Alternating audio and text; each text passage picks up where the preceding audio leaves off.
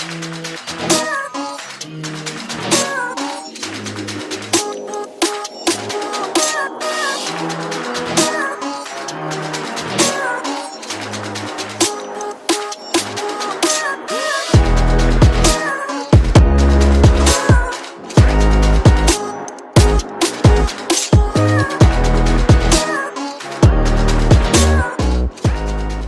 and welcome to the Metamorphosis Podcast. I'm your host, Mike Elliott, where we explore anything and everything self-realization and personal transformation in my favorite way possible. And that's in connection with others, getting to hear from other people's stories and journeys, and just taking in the wisdom that's been gathered from actually fucking living life. Not just knowledge and information, but like what's been experienced. And, I find so often listening to these stories of life lived, there's this resonance and there's these keys that can be picked up.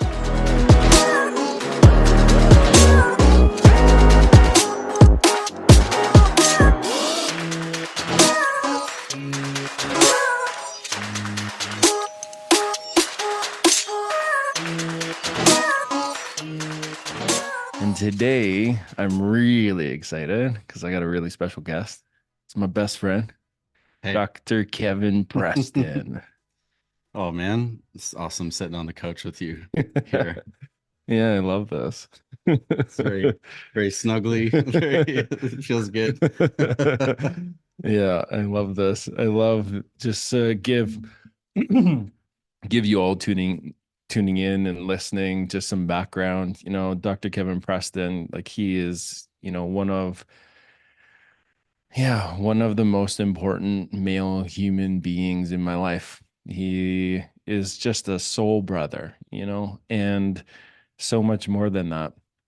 I find, when I reflect back, and I think it's been 8, almost 9 years we've known each other, there's just, I can't think of one conflict we've had, which is really interesting for me. There's been uncomfortable moments and places, but it's just this genuine, how I feel it in me is just this genuine love and care for you just living your best life.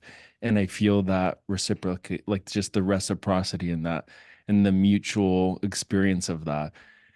And I feel so seen, so heard, and so understood, like all the time. It's been from day one. And for me, it's a really, really important piece in my life, and how much that's impacted my existence and how I get to show up in life. And so it's like such an honor, to have you on the show because, in our day-to-day life, we like message back and forth. We've been through so many experiences together. Kevin and I have a very interesting journey together. We kind of laugh because it's almost like we're living these parallel lives with so many similar threads that we can kind of like be like, oh, that's happening for Kev. Oh, I should pay attention. Uh-oh, like that's coming. Or yeah, that's coming. Because often we'll find ourselves sharing like, oh, you do? Like this has been with divorce. This has been with like exciting new like business breakthroughs. There's so many places we've had touch points of similarity. I'm having all these flashbacks as you're talking. Like, yeah, there's been a lot of amazing experiences, like intense ones, awesome ones, blissful ones, really shitty ones, but we get to go through it together. Yeah. And that has been epically transformative for my life as well. And just, yeah, really resonate with everything that you shared. And feels like, yeah, the brotherhood is so strong and solid and keeps growing, and all these places we get to experience together even more. And yeah, it's been pretty fantastic, man. And here we are sitting on a couch together. Yeah. Epic journey. Yeah, I love it. I sent Kev a message. I'm like, oh man, I really want to have you on my podcast. Like we always have these epic, like hours long conversations, just diving into really juicy topics. And from years ago, we would always say, like, damn, I wish this was recorded. This would make an epic podcast episode. And so, yeah, I felt inspired to actually bring him on the podcast. Nice. And my favorite reaction was he was like, "Yeah, great. Okay." Like instead of the Zoom link, he's like, "Okay, I'm driving out to your place." And then we're a few hours away. So he like loaded up his truck, we set a date, and here he is. We get to sit beside each other and Worth yeah. the drive. Yeah, just to sit on the couch with you. This is good times. Yeah, and do what we do, just get to hang out and then tomorrow some hot springs, nature adventure, and just some fun. So Yes. thanks for being here. So let's dive into it. The reason I was inspired to have Kevin on the show is, one of the things that I'm continually experiencing being in Kevin's life is just how, like, is just inspiration. I'm always inspired watching him grow and evolve as a human being.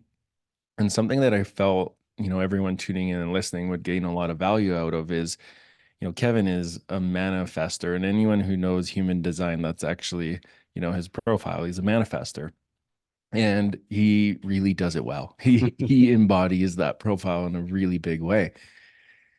And what I find, and I've found from day one, is like whatever he visions, it comes to fruition. Like it happens. Like it could be the most outrageous idea, and like I'm like, yeah, that I can't wait for the day where you call me, and it's like that happened, and it's always happening.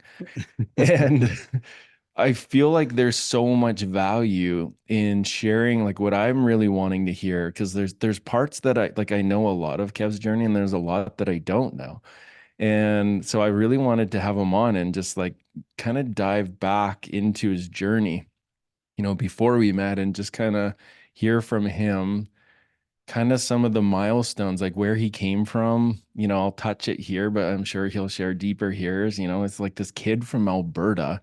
And now, when you look into his life of where he's at now, he's this empowered man who's, I judge, is really connected to his vision, to his mission. He's here serving humanity, so clear in what his gifts are, and unapologetically brings them to the world, just day in, day out, like a man of service. And I come across a lot of men out there, and if women are tuning in, like I'm sure you can relate in your own way too. Like so many people still trying to, discover the clarity of those gifts or that purpose or the mission, and kind of have it figured out, but wanting to refine it even more. Mhm. And what I've found with Kev is it's like so dialed, so aligned. And what I watch in Kev is this theme of deeply attuning to his body and his system, and giving it what it needs, tending it, nurturing it so that he can be this clear vessel. This is how I experience him anyways. Clear the vessel so that the guidance that comes in and the clarity of where to go and who to connect with is just, it's like that radio station. It's dialed, it's Mhm. right on that key point. And my imagining is it wasn't always that way. And so I wanted to have you on the show to just like hear, like kind of explore the behind the scenes of Kev's life, like, and where this all started back in Alberta. Like like tell us more of like where you came from. Can you maybe set the stage of a bit of your childhood, like how you grew up, siblings, all that, and then like how did you get from there over in farm country to, now, God, so many things. You run a clinic full of a bunch of body workers. You're running like really, incredible life-changing events, the New Human event, where there's been a couple of them already and another one coming up. And you've led all kinds of retreats, and you do container work with people, and there's just so much healing. There's always so much happening, being guests on other podcasts. And so like take us back, like before this present version of Kevin. Like how did you get here? Maybe, yeah, I'll ask some questions in there, but just maybe let's start off with just setting us to give us the stage of where did Kev come from. Once upon a time. Yeah, Yeah. Thanks. yeah. Yeah.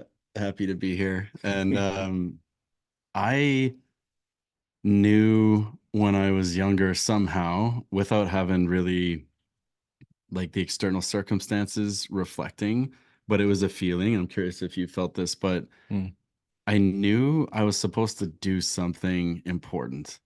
mm, And I remember having that feeling in my body, maybe 8 or 9 years old, 10, like something like mm, that.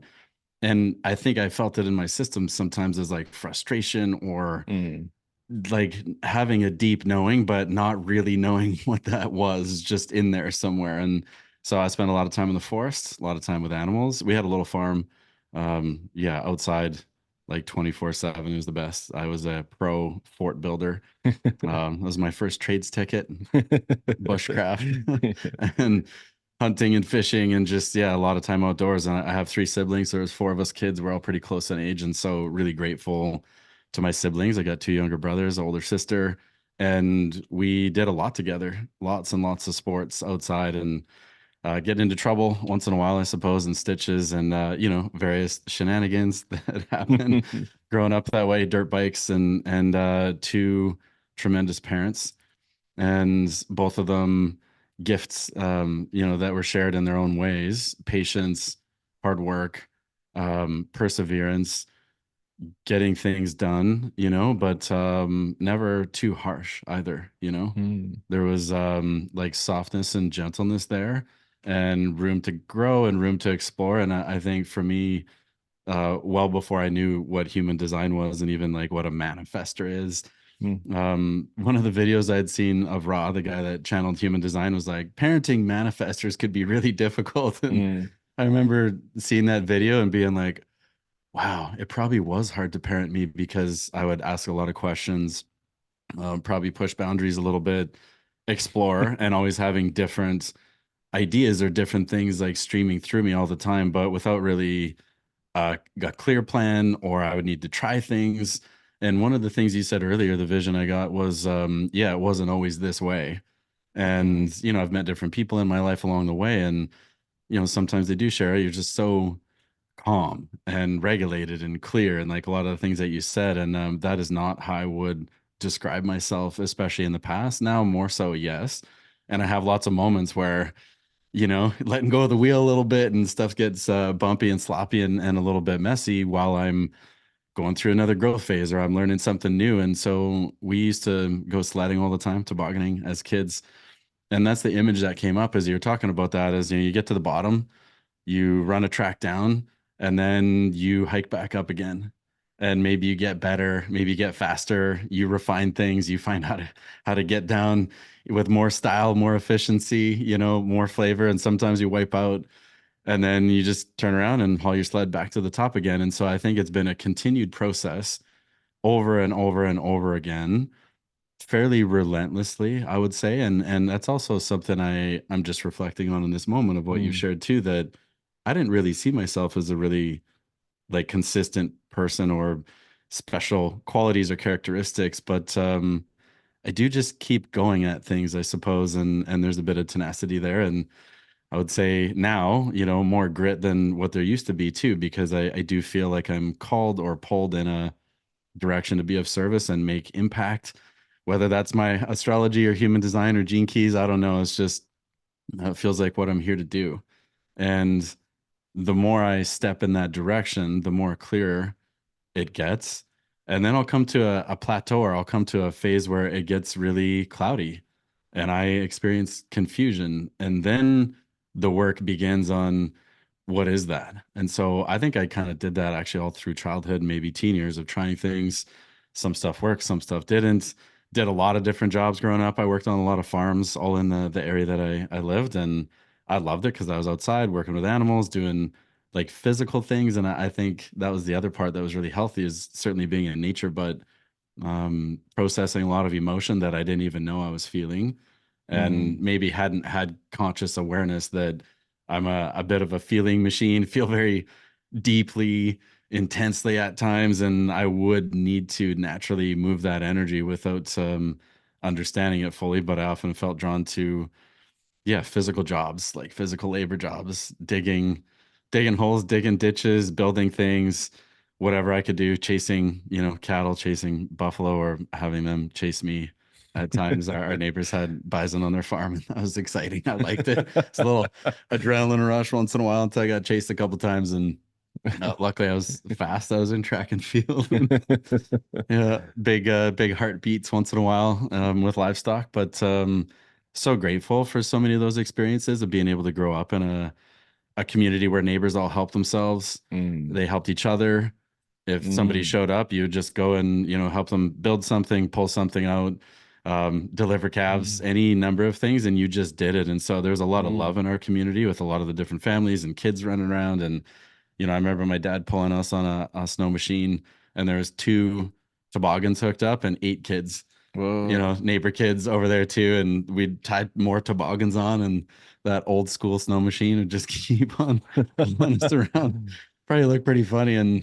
But I just have so many fun memories of that. And so I feel like, yeah, childhood was eventful at times, but yeah, such a gift because I know a lot of people don't always experience tons of gifts as kids, and then we get to discern as adults how we want to carry on our patterning. And I've always been a really curious person.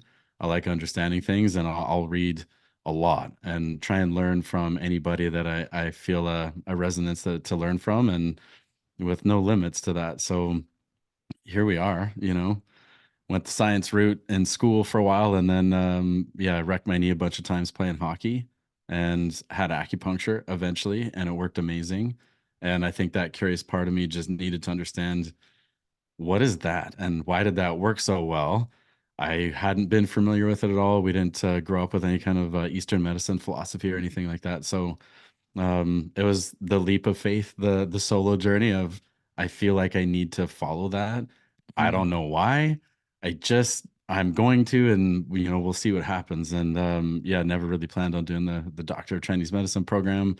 That's what happened. Didn't really foresee or plan to, become a deep level thinker in toxicity and viruses and bacteria and parasites and all these good things that I do testing for nowadays in my clinic and have for a long time. And acupuncture and just all these things that were really unknown to me, but it feels like they all got awakened in the body and Mhm. awakened in my psyche and spirit over time. And it just felt very natural with each stage that would be revealed. Then it would just emerge a little bit at a time, and then I'd follow the next thing and see what's around the next corner here without really knowing. And yeah, what an adventure. So when you were getting your knee treated, what was the first pivot? Like what was the first direction towards like exploring that deeper? Like when you said like, oh, like how did that happen? How did that work? Like what was step one from there? I do have an image of looking down at my knee with a bunch of acupuncture needles in it. Yeah. And after like 20 minutes, it wasn't as swollen. Mm, And this was like 2 weeks post surgery, one of the surgeries I'd had. And it was just odd because I saw it to start with, and I knew how swollen it was, and it was super painful. mm, And then it just started feeling better in that treatment in like real time. And so I kind of sit up and I look at my knee, probably confused look on my face. Oh, I can see my kneecap again. Like the swelling has come mm, down a lot. And I've just been laying here with needles. Like, what is that? mm, How is that happening? And it just felt relieved, and it just mhm, felt better. And every time I'd get treatment, it just kept feeling better. So that interesting kind of intersection is like, I have no idea what this is. I know that it's working. Now my mind's engaged. What is it? How does it work? I got to understand this a little bit more. Started reading books on Chinese medicine, and mm, that just kept deepening because it was like finding a world that I had no idea existed. mhm, It was like Narnia or something. You go into the forest and suddenly there's a whole other world through the back of the wardrobe. And I was like, what the hell? mhm, I've never even heard of this stuff. Like how has this been around for thousands of years and millions of people have gotten treatment? What else is here that I don't understand? And it was almost a little bit destabilizing because I had no bearing for it mm, other than my own experience, and then reading more books. mhm, And one book led to another. And pretty soon, I don't know, half a dozen books later, I felt that I got to change directions here, mhm. and gonna take a fork in the road and move to Vancouver, go to Chinese medicine school. Didn't really know what I was getting into, and it was very overwhelming once I got there. And so much new information coming in that I couldn't really place. Like I had no content or context for it. And it just took time of studying, listening, studying, listening. Finally, some stuff would kind of seep in there and things would click in a little bit because there's a completely different operating system to view the body, Hmm. which also was fascinating to me, but so foreign at the time. And then it started, becoming more understandable, and I could start to relate to it and make different connections and connecting the dots here and there. And once I got into it, probably as like second year maybe of the 5-year program, some things really dropped in, and then I finally felt like, oh, this makes sense to me. I know this somehow. Hmm. Now I need to just keep going further, and fell in love with herbal medicine and all the specialty aspects of Chinese medicine, and that was that. It just kept rolling, and then took every course I could get my hands on after I graduated, and trained in anything I could think of. Every weekend, another course, another course, another course, because I just wanted to know more. Then I was like Hmm. a starved animal, like I couldn't get Hmm. enough of that information coming in. It felt so refreshing to just keep learning something new. Hmm. And when you were a kid, when you were a kid and you look back to your early childhood, like, is there any thread or theme of like you doing that type of treatment or working with people in that capacity that was like when you now reflect back, are there Mm. any signs or signals that showed that interest to treat people, to work with the body, to wanna like support evolution of humanity? Like, do you notice Mm. any? Yeah, I think that animals actually, Mm, because there was a time I thought I'd go into vet medicine. mm, And I think it was just I was around animals all the time, um, pulling calves at the neighbor's place, or doing C-sections, helping out with local veterinarians and working with them, and seeing like the real inner workings, literally sometimes mm, of cattle or yeah, other animals. And I felt this really deep desire to help all the time. uh, Like I really just wanted to help. And animals I felt like were easy to help, because if they had a broken leg or they were cut open, or you could really be of assistance in that way. Or if a calf was stuck, if you could help, then you could see the impact and the effect right away. mm, And I think partly being in lots of clinics growing up and going to the doctor, I had lots of ear infections and strep throat and all these other things that a lot of people experience. And so I was at the doctor's office a lot. And then I was also at physio clinics a lot, or getting some kind of rehab treatment with injuries, shoulder injuries, like hockey and sports and everything else. So, kind of being steeped in aspects of healing modalities, I think mm, just being in proximity, and then in my day to day life, like being around animals, and, we had chickens and puppies and goats and all. I just loved being outside around animals. So, it seemed like a natural fit to maybe go that direction. But yeah, somehow I got swung over to the people side. I think just my fascinating with anatomy and physiology and how the body works, and some of the courses I took in college when I started on the brain and biomechanics and all these things like that. The body is fascinating. I got to go. I got to learn more. I got to go in this direction further. mm-hmm. And I'm curious when you go back to like early Kev's phase in your like childhood, were there any like big moments? Because I can hear there was the community support, there was so much like care and connection in so many ways. Were there any like big challenges where like the outside world or the conditioned world reflected back to you to like not bring your gifts to the world, or like any challenges when you look back of like, oh, that was really hard to like discover who I was because of this thing, or Mm. the so and so said that, or a teacher, or was it pretty fostered in like love and care and support? Lots of love and care for sure, Hmm. and probably more just in contemplation, looking back. Done lots of self-discovery work over the years, and you and I talk about a ton of that sort of element is, and I'm sure a lot of people resonate with this too. Like I never really felt like I fit in anywhere, Hmm. and like I played hockey, but I didn't really feel like a jock per se, and Hmm. also loved science and biology, but I wasn't really in the academic like crowd as much either. And so I always felt like I was in between everything. And, I'd go to parties, but I didn't really like going to parties actually very much. But I would go because if you didn't go, then maybe you'd get made fun of or something, like what's the matter with you? Why aren't you coming out to party and drinking these things? And I just never really felt drawn to it, but I would.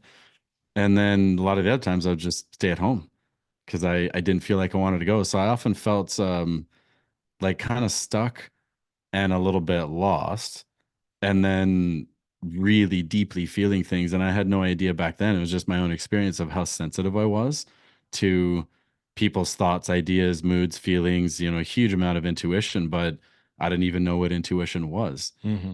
I just was like, well, this is how everybody, must feel. And it turns out, of course, we all have our own experience. So I didn't think that was unique or unusual. I just felt like overwhelmed by my feelings a lot. Mm-hmm. And then I think just naturally that desire to go into the forest and spend a lot of time alone, move my body, throw rocks, sticks, build something all day long. And yeah, I think that was one of the bigger challenges. And then probably around 12, 13 years old, whether it was like hormone related or whatever, the growth and development, feeling really like sad and angry inside, but not really sure like what that even was. Just feeling like deep frustration, but not really having the skill set to communicate that properly. And, great household and things, but I also feel like nobody really got taught in earlier lineages too how to interface with emotions, Mm-hmm. how to speak about them. I think my parents did a great job and they did the best that they could with what they were taught, which was likely very little. And so they taught me a lot of things that I could really use. And I often felt like I couldn't really speak or communicate in the way that I wanted to, or I knew there was more, but I couldn't. And then I would ask questions all the time. And then a lot of times I think I probably stopped asking questions, depending on the responses you get from, teachers or other, peers and things like that. Then you just ask them internally after a little while, or maybe shut down some of those aspects and try and fit in wherever you can with Mm-hmm. that feeling. And, knowing what I know now, working with thousands of patients, I think so many humans feel like they never really fit in. Mm-hmm. And that if you actually knew if there's like a little bubble above everybody's Mm-hmm. head, especially in school age, you would see like so much confusion, so much emotionality, overwhelm, grief, like all these different things. And I remember having some pretty dark thoughts around that time, 12, 13 years old, that were really challenging to work through, but I never told anybody because Mm-hmm. that was kind of my thing. Severe injuries at times, and then I wouldn't tell anybody and I would hide it. Mm-hmm. And, you know, tearing muscle off my shoulder, Oof. having bad wipeout, and I didn't tell a soul. I couldn't move my arm for months, but I faked my way through. And it wasn't until I was a little bit older and was working out and getting like actual shoulder muscle and realizing like there's this huge divot on my shoulder. And then I had the memory of like the wipeout of what happened, getting kind of thrown out of a trailer behind a ATV on a gravel road and get a face full of dirt and chip my teeth and all kinds of things. And my shoulder hurt so badly. But I think probably I didn't want to get in trouble and just went to it. And so I've seen that pattern in my life a lot over the Mm-hmm. time of, becoming an adult too, of we're just going to hide the feelings, hide the things. And I know this is true for a lot of guys as well, a lot of humans, but yeah, it's interesting how things like kind of shape us and then it brings it back so that we can work on it more, whatever that is. What's the belief you'd say that's in there? What was the belief for Mm, that version of Kev that was like, oh, fucked up your shoulder, but not gonna say anything? Like, what would be at the root of the fear, do you think? Probably not wanting to be a burden, Mm, not wanting to rock the boat. mm, And I think you and I share this. We've done work with a mutual friend of ours, and we kind of categorize the energy centers and tendencies in the body. mm-hmm, And my first energy center is truth, mm-hmm, and then the second one is solar plexus, like peace, order, harmony, balance. And so I think a lot of times I would put harmony ahead of what was true for me. Like mm, I'm in so much pain I can't move my arm. I think it's broken or something severely wrong. But the desire for harmony and not rocking the boat would supersede that. And then it's like, hey, are you okay? Yep. Yeah, so there's the untruth, but doing that to create harmony, because Mm-hmm. then I'm not gonna maybe get attention that I don't want, even though I need some attention Mm-hmm. on this thing that this probably needs to have a surgical intervention or something, but Mm-hmm. some fear probably around sharing what was happening, because I don't really recall, and I really appreciate my dad for this, because I saw this in other dads of friends that I knew were pretty harsh sometimes. Mm-hmm. And so you would literally be afraid to share or say or do anything that might get you in shit. Yeah. So I don't really recall that. I think my dad had a lot of patience and a lot of care, but I think it was just that pattern in me just developed more and more to shut those aspects down. Even if I really needed something, then I'm good. I'm just going to become hyper independent. And Uh, I think these things kind of sometimes begin in utero or family history, ancestry, mm, where these patterns were already well developed, and then we get to carry on with it if we choose to. And totally. I carried that pattern for a long time, and I still have a tendency once in a while to become really hyper independent. Yeah. Yeah. Yeah. The language I like to put here, I'm not saying this is true for you, but the adaptive child, it's like where there's this big event where in an ideal situation, mom and dad come in and like attune to that event happening and like give all of what would really be needed. The emotional space held to process that, the physical tending and all those things. And if it's not available, Mm, adaptation, like, oh, hmm. I got this. Yeah, Yeah. I'll take care of this. I got Yeah. this. I'll figure it out.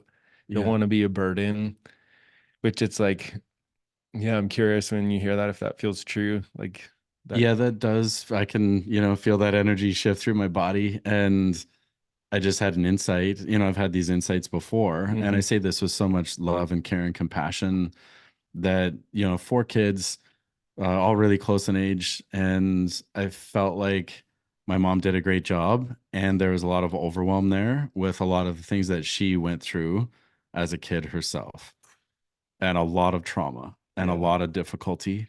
And I haven't ever really spoken about this too much in a public aspect. So, mom, when you listen to this, if that happens, like, I do say it with so much love Yeah. because of what I've learned, that I think I was sensitive enough and intuitive enough, and I think most kids are, that I could sense like she's full, like her cup Hmm. is full. If I add any extra emotionality to this cup, like it's not going to be good for her or for any of us, my siblings too. Hmm. So then I think it's like, actually, I'll just hold on to this because there's so much energy here that hasn't been processed. And of course, I wouldn't have cognitively known that at the time, but the behavior shows up. Hmm. So then it's like, oh, I'm going to cultivate that. I'm just going to try and address whatever I can on my own all the time. Again, not consciously, the pattern just begins. And then those Hmm. patterns, as we know, you and I both work with clients and coaching and all kinds of things. And you can see these patterns just, of course, it would be like that. And it's nobody's fault. And that's why I say I have so much compassion, because I know some of the content of things that she experienced and lots that I don't know, but I could feel it. Yeah. So it's like, oh no, there's plenty there. I don't want to rock the boat because I just want harmony all the time. It's easier for me to actually just have an immobilized like shoulder that has muscle torn off it and just sit Yeah. there at the table and breathe and pretend I'm okay. Yeah, I think you just named a perfect, like a really beautiful, important piece there. And it's like you could feel it. And you talked about intuition there as a kid and like didn't really know what it was, but it was available. Like that attunement of, oh, the emotional availability in the field just isn't there. Hmm. And so while I'm gonna, I'll retract whatever that need is then, and I'll take care of this myself. And I want to speak to this here because it's like what I find, and this is why I love having these conversations. I think these are the important, uncomfortable conversations to have that need to come into the light more is this talking about what happened or what was or wasn't available as a kid. This isn't to shame or blame any of our parents or grandparents or anything, Hmm. but it's to talk about it. This is the part that didn't happen for so many families of like what was going on, what were the human limitations, what were the experiences that happened before, this family unit that does, limit Mm-hmm. what is actually available. Because what I come across time and time again working with my clients, and I want to weave this in with how you support your clients um on all levels, like physically, spiritually, but I want to go into the physical system here a little bit, because how I notice it is like when there are these big events and that intuition that is there, like you named it, I know that that experience in myself of like I could feel what could be held or couldn't in my body, Yeah. like that intuitively I could feel I can't bring this emotion or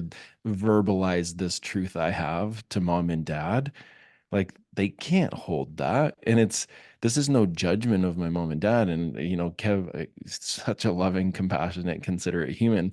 I want to lay this out. Any of us having these conversations, talking about what mom or dad did or did not do, it's like nothing's wrong with them. They're not a bad person. They're Yeah. not bad parents. It doesn't make them bad. It's like cult, like God, if we took the perspective out large enough, yeah, like what were the available resources at that time through an industrial revolution, the conditioning from society and government and organizations is like stripping of power. So of course, of course there would be overwhelm in the system, so much love and compassion.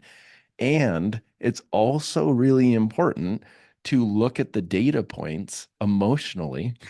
spiritually, physically of like what was actually going on. Because if what was needed wasn't there, it still needs to be met at some point. Yeah. And We're gonna source that somehow. yeah, Yeah. and like how I want to weave this into the physical body is, clients that I usually support, it's usually on the emotional side. And what I find, like I'm taking one of Kev's remedies. He makes these incredible remedies that, he does this testing and he like goes through all the meridians and I won't go right into it, but he reads my system, my physical system, and feels where there's been a lack of some sort of support, or there's been some intrusion of a parasite or toxins or metals, or like God, in my journey, lots of drugs, self-induced, and just where I came from a drug addicted mother. Those are all impacting my system. There is a lack of vitality available when there's these ingredients in my system. Mm-hmm. And what I find is like taking one of Kev's remedies is it can go in there, and how I would relate this back to this emotional piece. It'd be like when you tore this muscle off your shoulder and you're not saying anything. It's like something's going to need to come in there and like tend it and support it and like emotionally hold like that event so you can integrate.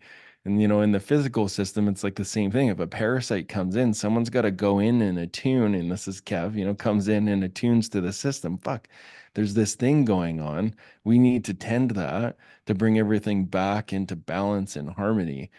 So I'm curious just to hear, just touching this thread of like these events that happen, um, where something was needed but's missing. Like, how Mm-hmm. do you notice this in, the people you've treated over the years? Um, and how much does it tie in, like what's going on in the physical system? How much does it tie into like what was missing maybe from mom and dad, Yeah. growing up? Like or It, do you notice those yeah. It tie? feels like everything ties in. Yeah. And even just to kind of complete the loop of a few minutes ago, I also have the insight now too that I think with what I shared with my mom, like me feeling I can't bring anything more into this space because there's so much emotion in this field already that it may not be able to support more, and that I wouldn't want to create a Mm. burden, Oof. but I imagine for her that might have been the same, that she was holding so much of Mhm. like I can't unload any of this or speak to any of this because I don't want to overwhelm my kids. I just have to hold this and keep moving through. And so what I've learned in my life in relationships and things too, and even with you and I, is that when there's something really strong in the field, it actually creates more disturbance when it's not named or talked about.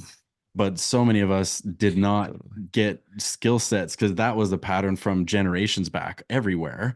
Mhm. How many times people's like with kids are seen and not heard. Yeah. And all of these different sort of maxims that weren't really healthy, but this was like the old school way is you don't complain, you sit down and shut up and kind of do what you need to do. And Men don't again, cry. yeah, men don't cry. Like there's a million different part of these sayings, but in family systems going back generations, is so many things weren't talked about Yeah, because, oh, we can't talk about that family member because it'll bring shame on our family. that's right. Or we can't speak about this because that wasn't actually good. And so we're gonna hide that and cover that up. And so I think it came by it honestly, through the lineage of like a hiding energy. Yeah. And then everybody kind of goes into separation that we're all actually holding so much fucking emotion that can be felt readily, but not really moved or alchemized or dealt with because none of us maybe knew how to do that. Or we knew how to do that maybe in some ways, but a lot of it would get danced around and never really kind of like piercing the heart of some of these things. So to use my own example for my own Mm-hmm. body, Mm-hmm. tons of strep throat as a kid. I had throat infections all the time and Uh, ear infections all the time. What I've Interesting. learned now is like I couldn't speak what Yeah, I needed to. that's right. And I also would block out probably the inner guidance of my own intuition of what was needed for me. Yeah. So then I would block that too. So blocked throat, blocked ears, then you're in a kind of coping survivalistic like state that just recurs all the time. Mm-hmm. And so what's really interesting, actually, I'm just having this insight right now. Yeah. My voice has changed quite a bit in the last, maybe 5 or 6 years, maybe more, Mm. because people comment on my voice quite a bit. I know they do for you too, because you Yeah. have such a sexy voice, Mike. You as well. And it's a funny how often people just say we sound the same. Yeah, you can. If you're not watching this on video, who's talking? But now that I understand, part of the somatics is I speak my truth way more. Yeah. I've worked on these patterns a lot and I'm still going to continue to do that, but I have a much easier time now through a lot of work to express my thoughts, my feelings, my emotions, how I feel about a given scenario. And I'm way better at listening to what somebody else might share. So Yeah. I don't really get sore throats anymore. Yeah. Even if everybody around me are like, I got strep throat. And I'm like, if I'm looking after my body, I'm good. Yeah. And if I do get it, then it's a sign of like, here's a new layer. What am I not speaking to? What's not, being opened and available here? So this is also what I've seen in the clinic over the years. Talk about parasites and these things that are really trending right now. Everybody's Mhm. doing parasite cleanses. And one of the things that I became aware of through that practice was if you're allowing parasitic energy to really be involved in your life because maybe your boundaries aren't very good, think Oof. of it physiologically. If Yeah. you have no boundaries, you don't have any boundaries to bacterial infiltration, parasites, and all these other things that want to actually take your energy. Yeah. And they don't mean anything by it. They're just in their survival mode too. Like parasites aren't like sitting there waiting, oh, that guy. I'm Mhm. gonna I'm gonna really strip all his minerals and resources from his body. It's the energetic imprint. So if our bodies are available with lack of boundary, things will fill that. Nature fills those spaces always to keep Mhm. balance. So even in my own experience, I remember, testing for toxins all the time and never finding any parasites. And it wasn't until I actually started addressing the imbalanced energy and interactions I was having in my life where I was enabling so much energy leakage in my own experience. And again, not blaming or shaming anybody that I was connecting with at that time, that Mhm. it felt like they were taking a lot of energy from me, Yeah. but I was readily giving it. So Mhm. yeah, here's tons of energy for everyone except for Yeah. me. So then when I started addressing that at a deeper level, not only did my voice change, I finally was able to track down parasites in my system that had probably been there for 30 years. And then I cleared them quickly because my body's like, oh, we're not doing that pattern anymore, or at least not to this degree. We don't need this stuff. Let's clear it away. So I always find a counterpoint between bacteria, infections, viruses, parasites, that there's some aspect of the energetic self that is in resonance with parasitic activity, as an example. And so I've had calls with patients and some of my coaching clients and things where they're not even on a parasite cleanse that I've given them, And after the call, within 24 hours, they're clearing things and getting, visual confirmation. And like, what's going on? You didn't even give me a remedy. But the remedy was in the uncovering of an old pattern that they were having. Yeah. And then they shift through it. And their body's like, oh, yeah, time to clear this off. We're not doing that anymore. And it's powerful. Like the body's so intelligent. Which is so interesting how much that ties into, the generational kind of pattern that you had named of like there's a line of hiding. So it's interesting until like Mm-hmm. doing that personal work, the emotional work, the spiritual work of, wanting to look at that you could even find where the parasites were hiding. It's like how Yeah. strong the pattern is in the actual physiology also. Oh Like that's man. fascinating. Even in the clinic this week, it's been interesting that, a couple of patients come to mind where when they sit down, they feel scared, like they're really nervous. Mhm. And I don't think it's because I'm some overwhelming person that's, intimidating in any way in that way, but I believe they can feel what I've cultivated in my system and then my ability to illuminate what's in their system. Yeah. And that hiding energy, I can really compassionately respect because I have that too. Mhm. Oh no, they're gonna see me. They're gonna see my stuff. They're gonna see there's all kinds of stuff in here, mentally, emotionally, physically, spiritually. And that's what I'm there to do is to help illuminate that. But there can be that slight bit of resistance or fear is, gosh, what are we going to find in here? And I think this is maybe why the society that we live in at large, although it's changing, I'm seeing big changes, typically, historically, haven't really wanted to go hunting for that Yeah. because you don't know what you're going to find in there. And it might not be very good. And it might be pretty dark and it might be pretty shadowy and really challenging to then address what you find. Because if you find something, now you got to face that. Or maybe you don't. You see it, and how many, I've experienced this myself too, that I see a pattern or it's illuminated for me through somebody else in my circle and it's uncomfortable because I don't want to see it. Yeah. And I think this is maybe one of the beautiful attributes that you and I have cultivated is Mhm. we can be that way for each other of like, hey man, I'm gonna I'm gonna bring this thing forward. It might not feel good, but here's something I'm observing and seeing. And it's like, yeah, that feels like shit. Yeah. And thank you. I love you. Thank you. But like genuinely Yes. appreciating it is, gosh, I couldn't see that for Yeah. myself. I Yeah. didn't have the outside view looking in. So I have the outside view looking in on my patients, and that's maybe even easier as we can, right? You can sometimes see things for others way easier than what you can see for yourself. And Hmm. often then there's a mirror of like, oh yeah, that's happening in me too. Okay, Yeah. let's illuminate that and let's shine a light on both all the little critters that are in people's bodies sometimes, but the energy associated to it, which is maybe even more important. Oh my God. And just what you're touching on there too, just the interdependence of being human. We need mirrors and reflections on all levels, you know, like emotionally, pattern wise, like all of it. Like if there isn't a mirror, and this is something I'm forever grateful for, and just the benefits of having a safe enough place Hmm. to really see all of me, like the parts that I haven't even seen yet, like please point out those blind spots. And there's been, like Kev said, there's been so many, there's been quite a few conversations where I'm like right in a struggle point. I'm like, fuck. And then Kev will be like, yeah, Mike, here's that pattern again. Yeah, do you see that? Like, remember, we've had a few conversations, like, oh God, I'm doing it again. Damn it. But I'm like also so grateful.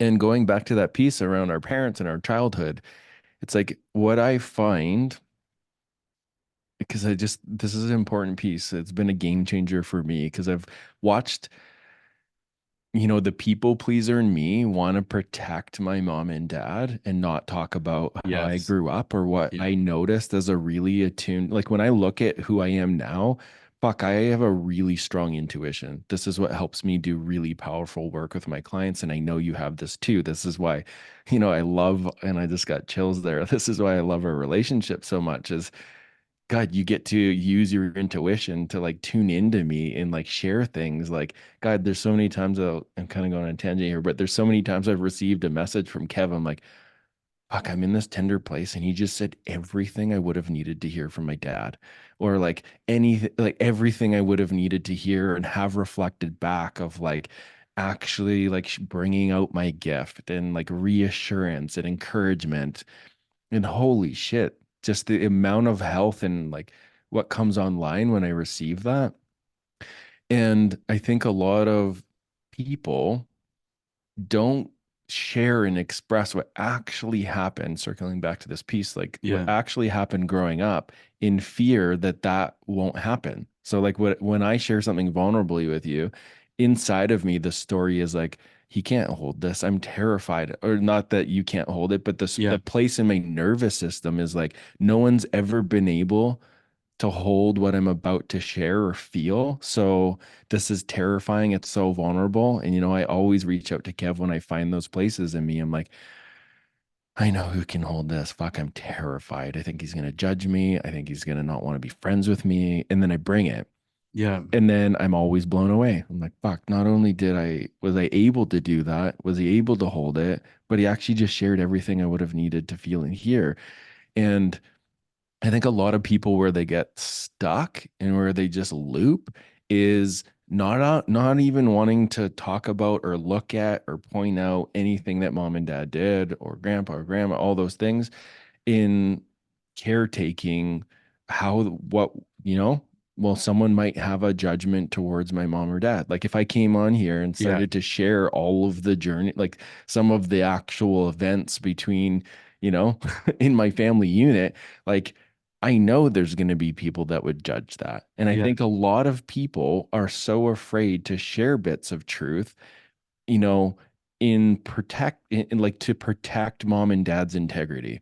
Yeah. And I just want to speak to that and kind of slow down in this place because it's a really important place. Because anyone that I feel like I have listened to and have felt inspired by in my healing journey, they've had the capacity to just name what was true. There's love and care and compassion for mom and dad, but there's also naming what was true and what was available and what hurt did happen. That's really important because what that does is illuminates in me as an example of like, oh, that happened to me too. Like look at this whole Yeah. Me Too movement that's played out you know, in our lives. Like that's because we need mirrors. We need enough safety to be like, for like you said, with your throat, like we need to be able to talk about what actually happened and understand like everyone, please, everyone hold it with love and compassion. Everyone hold everyone involved in it with like care and consideration. Like we could, take this in a bigger picture and look at like what Hitler did. Like, yeah, we could have all these judgments towards him. And if we want to evolve and learn from all like how hurt ends up hurting others, Yeah. like, let's look at the little boy in there, how he grew up, how was he treated, what did he get from mom and dad? What was that messaging? What's up his bloodline? Like, this is about learning together and holding everyone who's involved with care and kindness and not judging, but like, yeah, what led to that? Lack of availability? What was creating the emotional overwhelm? What was the belief in there that was so afraid to be spoken that that person couldn't hold and support their kid or whatever?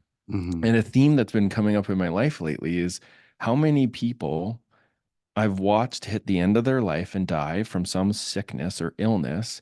And then the people in their world later reflect, I'm talking specifically about examples of like, whoa, it just seemed like that person died out of nowhere. And then you go and talk to everyone who's close to them and they're like, I think they knew. And it's like interesting how I read that is like, what, whoa, still trying to find, like, not Hmm. feeling enough safety to actually expose what's true in there, thoughts, feelings, beliefs, insecurities. And it's like, I'm sure you see this so much in your clinic. It's like, God, if you don't share that with someone, Hmm. like that's going to manifest in the body and that becomes dis-ease in the body. It impacts the flow of energy. Like, and then it's like, God, we don't have to, for so many people out there, you like with the struggles of physical ailments or weakness or autoimmune. I know you talk about lots in your feed too and support people like that's all the body wisdom is saying, hey, like something happened to me generally, like so Yeah. much of how we function in adult life is 95% of our subconscious programming that we got from 0 to 3. So like, let's go back there. What environment were we in? How were mom and dad feeling? God, like, how are we carrying that forward? Do you want to also stay quiet about it, not point it out? Like, someone's got to feel the shame and the embarrassment. Someone's got to feel, Yeah. like all of those insecurities so that love can come in and give what's needed so that that doesn't keep manifesting in those ways, whether it's creating hurt and harm to others, whether it's suicide, whether it's disease, cancer. All, well, everything that you said, I see in the clinic repeatedly. Yeah. And I feel like too, it's because like energy can't be created or destroyed. Like it's just there. Uh-huh. So if there's an obstruction in the body created through, physical trauma, emotional traumas, all the different aspects, if that energy stays stuck long enough, it manifests as some kind of issue with the system. That's right. And so everything starts out energetically and then on the mental emotional level. And if it's not addressed or cleared or integrated, it becomes physical. So every symptom is your body's communication network. And, some people say the check engine light comes on, we can understand that analogy. And so many people are rocking life with 4 or 5 engine lights on the vehicle. And they're like, nope, I'm going to Yeah. keep going. It's a good analogy. When, hey, even if the washer fluid's low, Yeah. stop and Yeah. top that up because Yeah. it's going to cause you disturbance. It could actually create some safety issues. And so with the body, we've kind of been conditioned in our society to ignore those things. And this goes back again to the hiding energy or the fear that if I did share something, and I've seen this in my, previous relationships and things that I didn't feel safe to share, Mhm. not always necessarily because it wasn't safe, but because I was afraid if I shared something that was upsetting, even if it was truthful for me, I would lose connection. That they would Mhm. pull away, they Yeah. would step away, they would get angry, or any number of things, anything like to lead to conflict. In the past, I would avoid that like the plague, like Yeah. conflict free zone. Everything's going to be harmonious all the time, no matter what. And so the amount of energy that would build up in my body would be atrocious. And then but you can, I'm saying this because I think a lot of people have this experience that there probably was experiences that they had where it actually wasn't safe to share something Yeah. and it could lead to, a dangerous environment or harm or something like that, so they would keep it in, and then that pattern can continue. But as adults, we get to parent ourselves if we so choose, and then we can show up in those places. And then even if I deliver something or share something that might be challenging or triggering or be hard to digest for somebody else, if I'm in my heart, I can deliver that, and it's not out of being angry or anything like that. It's just there's this thing that needs to be shared or spoken to and named. Then they have the opportunity to interface how they want with that. And I could see in the past, I wouldn't even give anybody the opportunity to work with it because I wouldn't share it anyway. Mhm. And then I could also have the judgment, yep, they Yeah. can't hold this. And it's like, well, did you say anything? Nope. I definitely didn't. Yeah. But I can tell that they just won't, Yeah. and then I have had that experience like you shared too, is like, oh, wait a minute, they did. Yeah. Oh, and that starts building a new pathway. But I just want to name there has been a lot, especially the past few years. If you shared something that wasn't agreed to by everybody, you could lose connection, and then that would happen. And Yeah. so that can Yeah. really deepen these patterns. And if we have connection with with ourselves at a deep enough level, because we've cultivated that internal framework, as long as there's connection here, then even if you like lose external connection, you're still connected to yourself. Mhm. And maybe there'll be a season where you're alone or you are rocking solo a little bit, but then you can cultivate that further and hold to what kind of frequency you want in your connections and relationships, and they'll start to show up. You just keep leaning in. So at least that's my experience, and it's been my experience with you, just Mhm. sharing more and sometimes being scared or sometimes like, no, I don't want to hear the Mhm. don't reflect. I'm actually going to avoid Mike for a few days here because I don't want to share what's happening because he's going to call me out on this stuff. So I'm just going to put the blinders on and carry on my merry way. I'm Yeah. good. I'm doing so good right now. Yeah. But if we can turn and face those things, it's actually not as bad as what we make it up to be. Which is an important piece. It's crazy how much that voice inside of in the head, that inner critic, so good at making meaning of facial expressions or like these projections that come from past experiences. Like, oh no, I know, yeah, no, they're gonna judge. They can't hold this. Like, like it's wild when there's an actual developed sense of safety with someone. It's incredible how much those stories are revealed as completely untrue. It was true, and that's important to acknowledge. Yeah, at some point for someone, whether it was in your lived experience or that's what you carry in your DNA, yeah, that was true at some point. And that's why it can be difficult. So there's so much love and compassion. There's no shame in that response of like, oh, I just like, like a way that so many people I notice where this can come up is like want to share this burning truth inside of them and share it on social media and like, start like being seen. But it's like, I can't do it. I'm so afraid. And it's like, well, yeah, totally. It's not, but like, look at humanity. Like, there's a lot of really awful things that have happened of sharing truth. Hmm. And we're, in a pretty privileged part of the world where it's like, kind of the worst is like getting some trolls on social media putting you down with some, cat picture and shaming and blaming and it's like the more we can lean into, this is an important piece that I find is, leaning towards where there is actual a felt sense of safety and like trusting the wisdom of the body on that.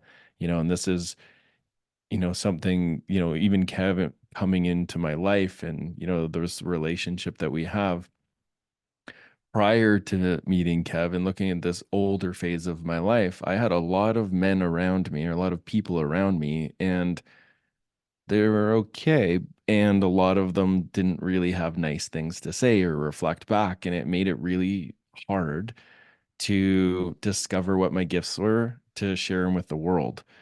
And what I love about what Kev shared in his journey here and that really stood out was, you know, being in this farming environment where the culture was, yeah, if, an animal goes down or a tractor goes down, it's like everyone comes in and just supports. And it's incredible when I watch your journey, and, I'm totally projecting this, but my imagining is that culture has been a template for, oh, you just keep going. Like what I hear in that is the templating that would have been from like early on is like something goes down. We just figure it out and we keep going.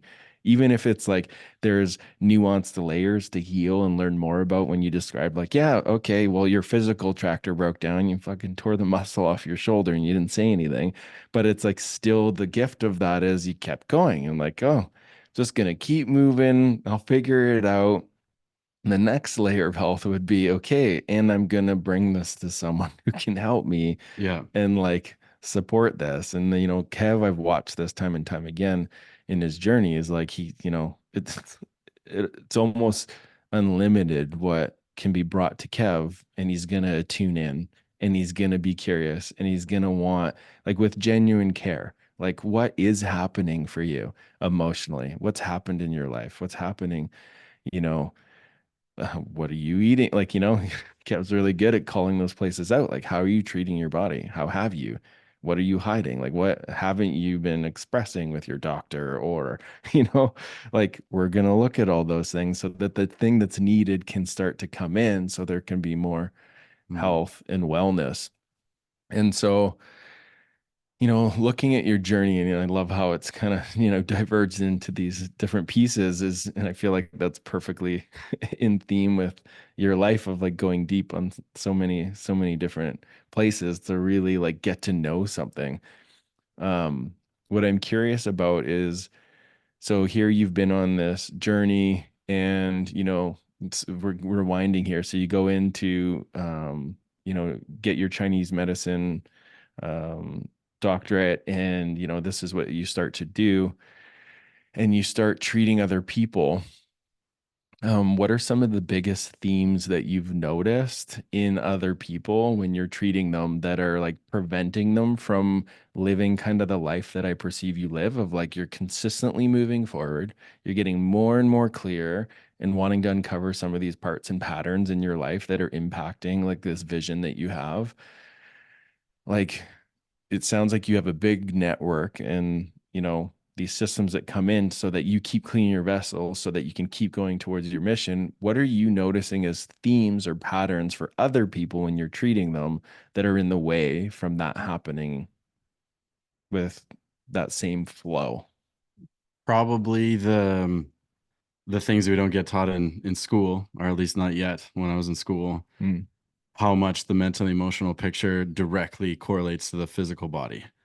hmm And so people come in with autoimmune conditions and any number of ailments. I've kind of seen it all, lots and lots of chronic conditions and undiagnosed conditions, and sometimes really, really challenging cases. And really, in a lot of those cases, nowhere along the line has anybody correlated what they're feeling physically to anything to do with their mental emotional picture. Uh-huh. And that seems really clear to me, having been in the clinic for the time that I have. More people are connecting those dots now. Like there's more of Mm. us, you know, coaching and talking about it. And, the internet's actually been really good for that, that people can attune to what is somatic therapy and hmm what is trauma work. And, oh, here's all these concepts and ideas that were never even available before or not well understood. You mean the mental emotional picture of what's happening for me in my life is creating my physical illness? And it's like, yes, Yeah. yes, it is. Doesn't mean the physical body doesn't need some intervention or treatment or whatever it is, but I'm way quicker now to address those things right off the bat. Whereas at the start of my career, I didn't understand it Mm. in the way that I understand it now. Like I had ideas, especially in Chinese medicine, they don't really separate the emotional and the physical body. It's all energy, hmm it's all organ systems. And, I share this in lots of my other, talks and things, how every major organ is associated with a different emotion. So, when somebody comes in and they have high blood pressure, cholesterol issues, all these different things, I'm usually thinking, what's going on in the liver? The liver is often where anger is stuck from a Chinese medicine viewpoint. And so just even hearing their symptoms, and I can often feel it in their body, I'll dive in there and be like, hey, have you worked with your anger before? And often they're like, well, I'm not angry. And sometimes they say it in a really angry way because I'm mm illuminating it, but they're so used to it because it's maybe been there forever. They don't even realize it's anything different than what their system would actually like to be feeling. And then me, I just traverse the terrain a little bit through conversation, through listening, and eventually we may illuminate that, oh yeah, there were some really painful events. Boundaries got, really disrespected, and you should have been angry, but maybe you hmm buried it because you couldn't express it because we didn't know. And then years and years later, there's some kind of liver issue or fatty liver disease or something. And they're like, I don't even drink. What's going on? I'm like, you've got a lot of stuck energy there, a lot of stuck emotion. And then as they begin to address that, guess what? The physical organ actually gets better. Uh-huh. And I've literally seen that thousands of times in thousands of different types of scenarios that if you don't address the mental emotional piece, you might get temporary relief, but it's not going to last. That hmm pattern will just emerge somewhere else because you haven't got the roots. And so that's probably one of the things I'm most passionate about is what's at the root here. Yeah. What is underneath the root of the root even, and how far can we go back? And when you start uncovering things, people go through massive transformations, like physically, but all on every level. And so I often see people change their jobs, people move, people shift, relationships, like all kinds of things. They go back to school, they go traveling, they do all kinds of things that are now actually in resonance and in alignment with what's actually real for their system as they're getting better. Because what they resonated with before that created the illness, that needs to be changed. Yeah. Like that was what created that. So that has to be kind of pulled apart in some way. Otherwise, the ones that are really hanging on to not wanting to change because it's scary, they usually hang on to their illnesses or they don't get better. It doesn't hmm move, it doesn't shift. There's no fresh air. They're keeping the windows and the doors locked down because the fear might be so overwhelming. They can't consider that things could be different. And then they hmm don't take any steps towards creating a difference. And they might take my remedies and herbals, but every other part of them is like, nope, I'm not doing this. And Yeah. they might not even be aware of that in their system. Hmm. But I'll usually see it and then I'll bring it forward and then it can create a breakthrough. And then it does start moving. Hmm. Would you say, God, there's a few examples that are coming up, but there's these, people who go into the other form of, the medical system and, Western medicine, and then going into, let's say their cancer shows up and they go and they get the tumor cut out, or they go and get chemo, but then, God, the amount of stories I've heard, and it's like, yep, but then a few later it comes back. Would you say that's why? Is like if the actual pattern or that that root place, whether it's like something that happened in childhood or like just whatever that root causes, if that isn't addressed, would you say that the system just that of course it's Yeah. gonna relapse, of course it's gonna come back? Yeah. I think it's that like energy is always going to find a way to Mm, express itself. hmm. So if there's a pattern of disturbance in the body or multiple patterns, if that's not addressed, it'll just carry on. Mm, And so in our conventional system, most of the treatment is suppression. And so it kind of goes back to what we were talking about. It's like, no, no, that symptom's coming up. You push that back in that's there. right. So it's actually the avoidance, like hiding energy in full force in our system is what is happening. So Hmm. most of the medications are designed to squash inflammation, squash pain. I'm not saying we don't need those at times. After knee surgery, I took some painkillers. I was Yeah. 15 years old the first time, and that kind of pain was Yeah, a new experience. And I wanted those T3s. that's right. Knowing what I know now, I'd go about it a little bit differently. But at the time, that was a godsend to have that. So the problem is though, anything that suppresses the body and the inflammation, everything else to a large degree will push that pattern deeper in the system, which actually makes it harder to treat and adds more layers of it because it's like geology, those layers of rock get really deep. Hmm. And so by the time somebody sees me, they sometimes have so many layers packed and suppressed in their body for 20, 30, 40 years because of the medications they've been on. There's so much uncovering to do to clear all that debris and toxicity that's built up in their system because it's been avoided. So Hmm. to me, yeah, of course the illness is going to return if the pattern is not addressed. And, I've shared this on other podcasts as well. Like, I can't even remember where I came across this in a book or something else years and years ago. Don't get rid of your pain until you understand why it's there, because Hmm. it is a messenger vehicle for you to look at something. And it's not easy necessarily. I get it. We don't want to be in pain. Nobody consciously just wants to be in pain all day, but Hmm. there's so much underneath why, especially in any chronic conditions, they need to be looked at in a new way. If you keep suppressing it, that pattern actually just continues to morph because that energy can't clear. It can't move Hmm. out of the system. It's not Yeah. getting illuminated, and it will continue to show itself in 100 different ways until it's actually addressed. Yeah. Oof. Totally. And it's interesting how I see it is when you talk about that pain point, the language I use here is like those deep wounds. And often what I found is like almost the deeper the wound, it's like more like it actually highlights more of the potential gift and like dharma of like how that's meant to play out in the world. Like when I look at my life, if I were to rewind a few years, I wouldn't have imagined that the field I would go into is a relational expert and supporting people relationally. But then when I actually now go back to my biggest wound is like separated from mom day one, adopted twice first year of my life, like fuck, of course I'm here to learn about relationship because my biggest pain point is in relationship. And like so for me it's like to Mm-hmm. tend my deepest fears and insecurities and wounds and like the pain that lives in my body is like, God, I really want to know about how, like, what makes a healthy thriving relationship so that I can support people in the places that I didn't feel like I had enough support. Like I was Mm-hmm. so supported in so many ways. And again, this is that place I was talking about earlier. Love for everyone who was involved in the best of what they could offer. And also, let's be real of like, if there's a limited capacity, we need to look at that. Because when these, because what motivated me from that deep wound is like, well, now I need to go seek people who've devoted their life to relationship, and I can learn from everything they've gathered along the way.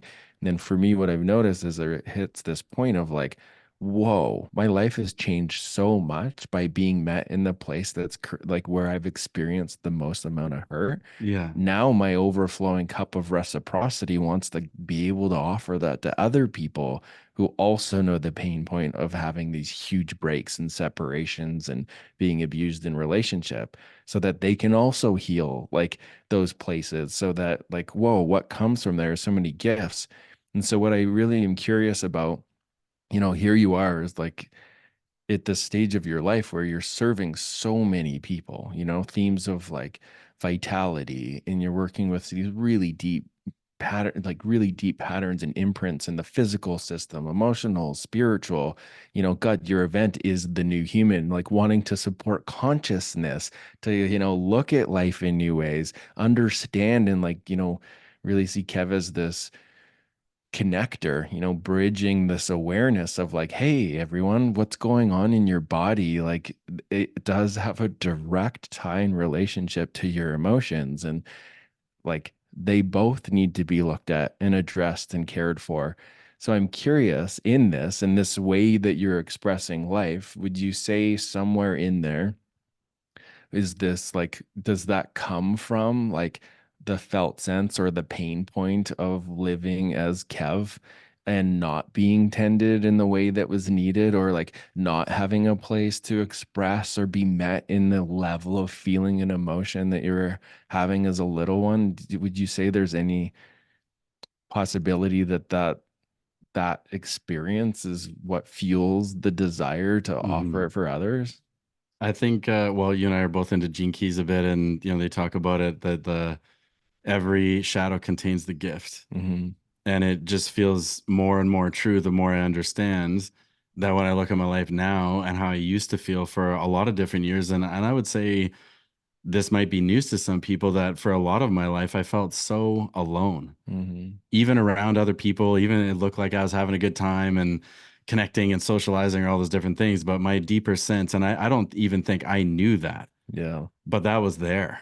And it would drive all kinds of different behaviors and modifications of, creating harmony, creating connection to try and find like a salve for that pain. Mm-hmm. And so over the years of uncovering lots of aspects of self, it was like, holy shit, I'd felt alone for big chunks of my life in relationships, even around other people, in rooms full of people, even with like a loving family. Like, why would that be? And then uncovering that more and then seeing a lot of my work now, it's like, it's all about connection, Yeah. and it's all about bringing people together and doing events and bigger events and everything else where people are hugging and connecting and having breakthroughs. And it's like the together aspect of collective healing Yeah. that, of course, that would be something that would be gifting of mine if I could work on that like place of pain within myself. So I think for a lot of the drive, it was unconscious. Yeah. And then it doesn't mean it's bad though. And so for anybody listening to this, you're wounding traumas, all these different things that sometimes alchemize into like great contributions and gifts to humanity. That's not a bad thing. It's kind of designed that way. Yeah. We need almost the seed or the spark that you can't get through being human without some kind of trauma or wounding. Yeah. That's the gift of being here, but what we do with it is up to us. And so what I've just been actually working through probably the last couple of years is being aware of that there was so much disconnect within me, which Mm. is why I was seeking connection so much in the external world and with other people and through relationships or with patients as well, where just connect with so many patients on such a deep level that yes, that can help get good results in healing because I'm attuning, I'm present, I'm really there. Mm-hmm. But then also my own needs of deeper is like, oh, I'm the one that's needing so much connection. Mm. Oh, that makes so much sense. So now I have a lot more awareness of it, and it's not really coming from that shadow place in the Yeah. same way, that now it can actually just move into the gifting frequency of, I just want to contribute. I want to create impact because I can see how much this has helped change my life. That, of course, I don't want people to feel alone because I know what that's like. Yeah. So there is fuel there, but there's a Yeah. lot more consciousness around it of like, how can I actually like leverage that in a really healthy way in a beautiful frequency in a field of purity as much as I can as a human being with all my faults and all the other things, but that undercurrent can actually keep carrying through that let's bring way more connection. And so I do that in my work day to day. I can see it through that lens now, bringing people back into connection with their bodies, connection Mhm. with their emotions, connection with their physicality, and how that is all interrelated. And then in big events and other experiences, even bigger fields of connection. Mhm. Yeah. And for those who are listening and like, God, just you're looking at your journey and just where you've come from, farmer, being in the farm life back in Alberta to what it is that you're doing now, and like creating so much connection. This piece that you're just speaking to now of like, whoa, yeah, there was this, God, I resonate. And I wish we could see everyone who's listening to this in the show of hands of like, oh, who can relate to that place of feeling so alone growing up. And then how much that, inspires like a new way and like how to like offer connection.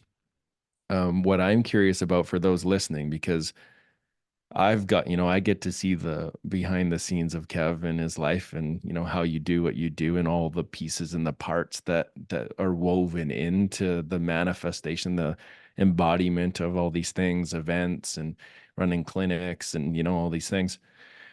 I'm curious of how you as a leader of a man that I feel inspired by always, how do you support that part that's just true in there where there's been that part, and I hear there's been so much healing on that of that part that's felt alone in the world, in relationships, all these things. Like, how do you tend that human need that's, it was a need, it'll always be a need. How do you tend that part of yourself so that you can mature these wounded places to then actually be able to show up and support other people and to bridge these connections and to actually realize your dreams? Like, what does your support system look like? Who's your team of people? Mm. Like, who do you lean into to feel connected with, to feel seen, heard, met, all those things?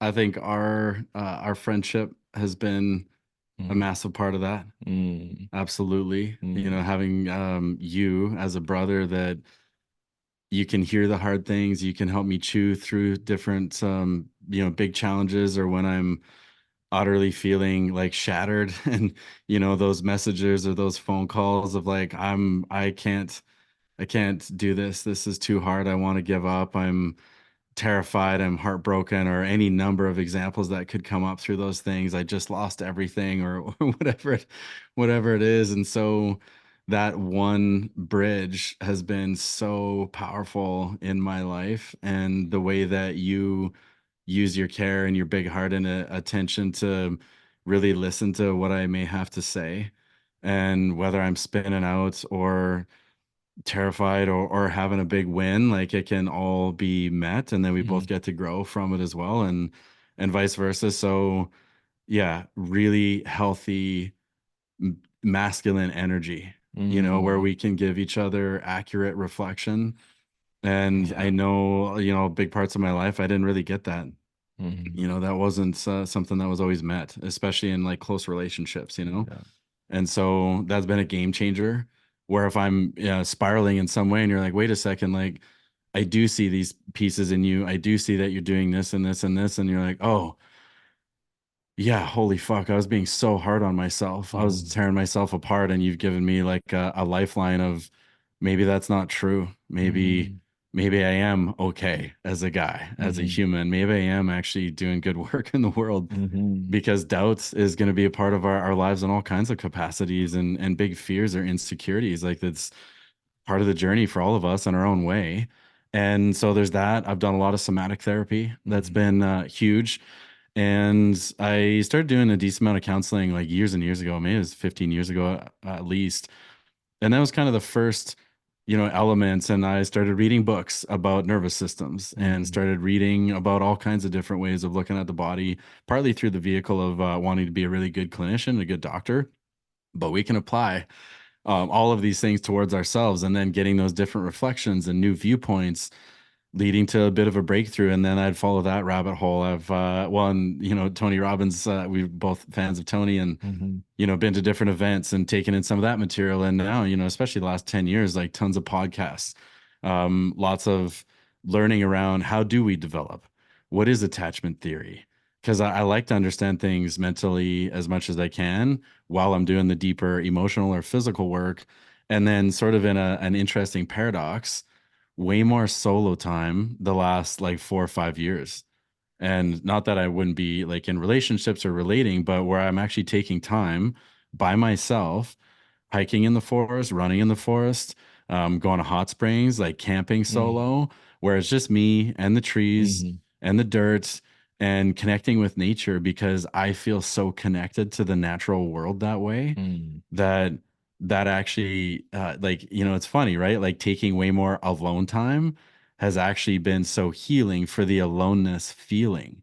So I can be by mm, myself way mhm, more now, but still feel very connected to self and this planet and energy, mm, because I know that it's there. And so I'm going to carry on doing that, because I feel like there's even more for me to discover in that. More solo time, more alone time. Let's like bring presence into that. And then, with the deeper aspects of feeling better about me just as a human, like accepting myself more, that brings all of these other parts of me, the younger parts, into better connection. And then I can also bring that to you. I can bring it, I've got some other really beautiful humans in my life that I can share deep fears with or challenges, and we get to move through it together. mm, Because definitely in the past I wouldn't really reach out for help. That was a big challenge for me, to ask anybody for anything at all. mhm. And then I realized as I started doing that, it helped. Like, Yeah. oh, wait a minute, actually there is people that care about me and love me, and it just seems crazy that I would ever even imagine that that wasn't true, but that was just my inner Mm, experience, even with really loving people, mhm, that it's my own story. And so emerging into the world and opening up more, then it started to teach me it is actually good to ask for help, and asking the right people for help, and still being mindful and discerning of like who yeah. you're sharing with and when, and following that timing or intuition. And then breakthroughs would happen, and beautiful reflections would happen, and it would completely change the trajectory of maybe something I was experiencing, and I'd come out the other side, and then I'd be able to offer that back, to many, many other people, and I'd become a better clinician, better doctor, a better listener, a better friend, all of those different things. And it was often through a lot of painful places, but then, connecting back in, facing those things that you're most afraid of. And so, yeah, you've helped me a ton to Mm. move through a lot of those, as we call it, like the shit sandwiches, right? Yeah, I love that you definitely brought that in, and I love it. There'll be a moment where I'm like, "Ooh, I'm really in it. I'm like in my shadow. I'm beating myself up," and then yeah, reach out and Kev's all over it. Yeah, man, I love shit sandwiches. Let me chew on some of those with you, and just how supportive that's been. Yeah, carrying it together, Oh my don't have to God. hold everything on our own. Yeah, thanks for speaking in that because I just really wanted to, for our listeners, I feel like what can happen a lot is this projection of people in this, in the lamplight. Like yeah, it's easy to project, like, oh, they've got it all figured out. They're so confident. They just, had it so easy growing up. And I really appreciate you sharing a bit of your journey of like, it's not all easy. And like without layers of support, it's almost impossible. Yeah. This is what I love about looking into your world. This is how I live my life. And this is how I love, this intersection where we get to be this, you know, how I experience it in my body is like Kev for me is a primary attachment. He is a dude that my nervous system feels so fucking safe with that there's nothing I can't bring. Mm. And that layer of support is so helpful for me to process all those tender places that do need to come up and mature and evolve. Like I'm a man, I'm also human, and all my wounded places express as really young, immature parts. And so getting to bring those parts, be seen, not judged, also held accountable to like, showing up in different ways, given the felt sense from another man who's actually living it too, like getting to lean into those qualities, activate those in me. It's like, oh, I get to show up as more of an actual man, not just in my physical stature, but also like in my behavior, my emotional intelligence, my contribution to humanity and relationships. And so I'm just really glad that you laid out your support system because God, and I know you, there's so many more layers even on top of that. And it's really important to highlight that because this projection that can happen of like, oh, well, they just, came from money or they just have this gift. And it's like, no, often, how I keep seeing it is like, when you go into these leaders and influencers' life and you look at behind the scenes, they're really supported. Yeah. There's mentors, there's books. It's like, I know for both of us, it's like human design and gene keys and, you know, our good friend Peter is a, Gene Keys reader, and like looks at our profile and gives us insights. Like there's all these layers. It's, for me, it's somatic therapists and, coaches and Hmm. spiritual guides. And, we've had like psychic readings and like going, it's so like using astrology. Like there's all these different tools. And then like what I really see in your life and what I really feel in my life. And this is why I value our relationship so much. It's like one of the most meaningful relationships in my life that's worth tending and caring for is how much that relational support and consistency and development over time is needed to be able to show up in life and lead. Like there needs to be a like Hmm. falling into to be able to like emerge out into the world and offer more. Yeah. And I haven't met anyone who's been able to contribute to humanity in a good way without being really loved and supported in some way in the relationships that they have in their life. Hmm. Well, Mm. this clip I remember of George St. Pierre, UFC fighter from back in the day. Somebody asked him, "So what do Mm. you eat?" And is it this and this and this? And he Mm. looks at them and he's like, "Do you think a Formula One car uses regular fuel? Like, Mm. you really need to attend to the level of performance that you want to perform at." And Mm. so in the health world, health and wellness, certainly like diet is a big key. But again, being in nature, being in the mountains, having really close brotherhood, other, massages, acupuncture. I've done Yeah. so much of that over the years. Great body workers like craniosacral therapy, neurofeedback. I've tried and done many, many different things because I love learning, I love experiencing. But I also know if I want to operate at a high frequency and have a huge impact in the world, I have to support my system on all of those levels. Like Mhm. you can't just, kind of silo some of these things and ignore them because the body will break down quickly Yeah. if you're being regularly supported. And I think that's something that's made a huge impact is doing more of that over the years because I didn't always do a lot of it. I'll just be giving her, you know, Yeah. making it happen, push through, willpower, all the rest. And, when you start bringing in support for each of these levels, it actually unlocks the next ones for us as, leaders or guides or, people that are supporting other people. We need as much or more support to be able to do that. My God, so much so. God, I want to keep going on this conversation and mindful of time. So before we end, thank you all for tuning in and listening. And thanks, Kev, for coming on and sharing your story, your journey a bit more with us. And I know that you've got, an event, you've got all kinds of offers. So you can share, the floor is yours. You can share all the offers you got. And, the one I'm curious about just putting out in the field for those tuning in is, that new human event that's coming up. And Mm. yeah, anything you want to speak to there for people who are listening who are new to Kev and want to start following what you have to offer, what do you got coming up and how do people follow you? Well, I'd love to make regular coach time here with you. Yeah. Part of the journey. I'd Just love two guys that. hanging out talking. Yeah, thanks.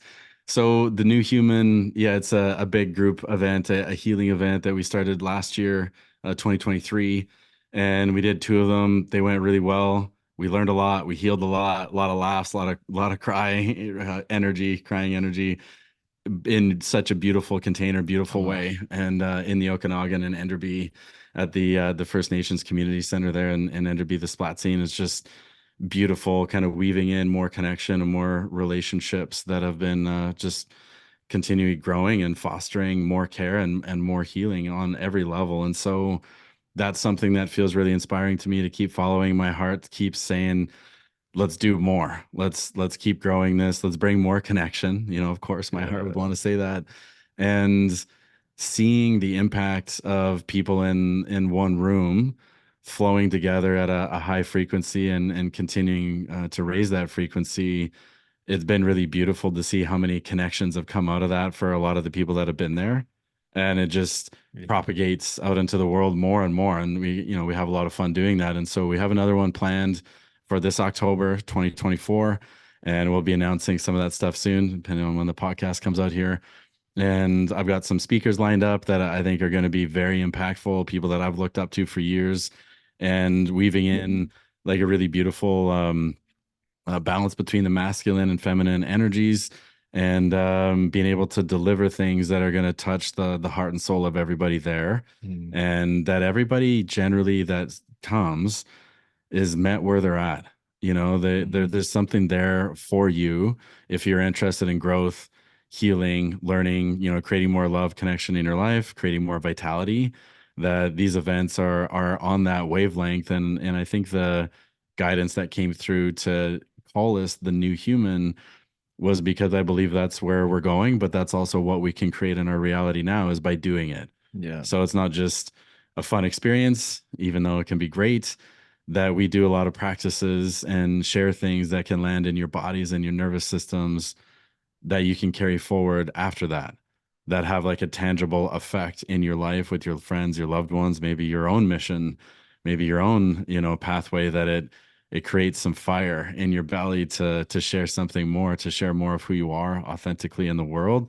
And yeah, we get to model that as best we can in our own humanness. It also feels like a very grassroots event, that it's real. There's nothing maybe that's too out there, even though there's a lot of magic. Like it's actually rooted in our bodies, rooted in our humanness. And I feel like that's part of the new human energy, is being human Yeah. with all our insecurities and coping mechanisms and patterns that maybe don't support us anymore, that we're still allowed to be welcome in a room where we're not perfect, where we have issues, but that is a common thread, that yeah, maybe everybody has felt alone in that room at times, and then something happens and maybe they don't feel that way anymore, and it sparks something new. So really excited to continue that flow.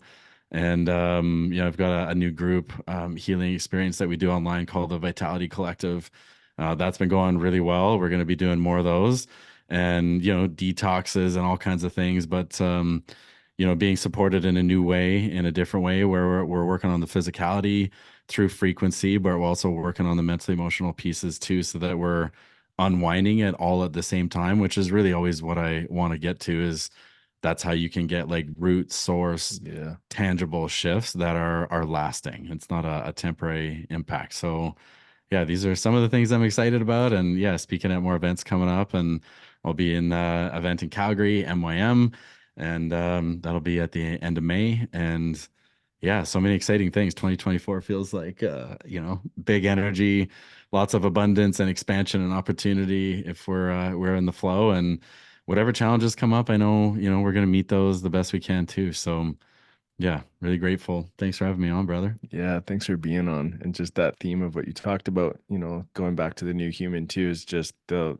connections that have happened at the two that have already played out, and the one that's coming is, getting to be a part of this new human movement, getting to contribute to what that looks like by connecting with people who have that same burning desire in their heart. It's like, oh my God, so good. Well, I'm excited. Thanks for being on stage with us at the last two events too. Anybody Yeah. that was there, well, Mike, Elliott, Magic, and more to come. Yeah, such a gift. Oh man, this has been so fun. Thanks for coming on the show. Thanks, buddy. Looking forward to the next one. Me too. All right. Thank you all for tuning in. Please remember to give this a 5-star rating, share it on your social platforms. It helps it bump up on the platform so that other people can tune in. Love and appreciate you all.